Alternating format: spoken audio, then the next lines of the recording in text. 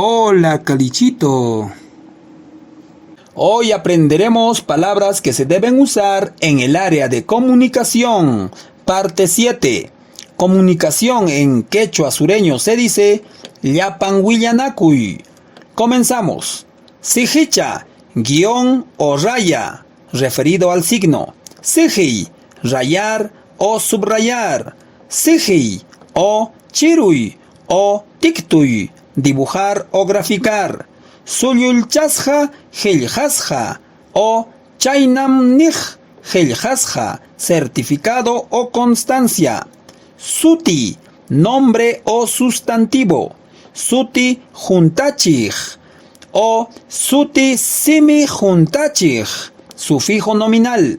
Suti Helja o Suti seje, firma. Suti ranti, pronombre.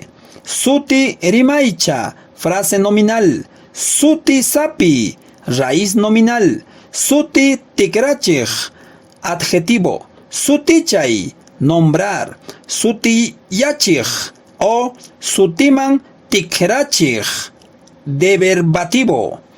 Taki, cantar. Taki, canción. Tapuna sanampa, signos de interrogación.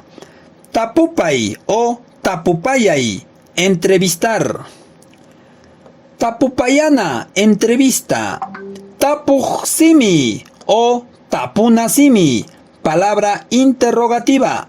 Tapuj, suti ranti, pronombre interrogativo. Tajaj chiku o rakij chiku, punto y aparte. Takyasja rimana o Gemisja rimana, argumento. Takyasja rimay o Gemisja rimay, argumentar. Taita suti, apellido paterno. Tiktusja willakuy o willakuypa sijeinin, historieta. Tinkinayay, cohesión. Tinkij, conjunción. No te copio, solo practico. Chao.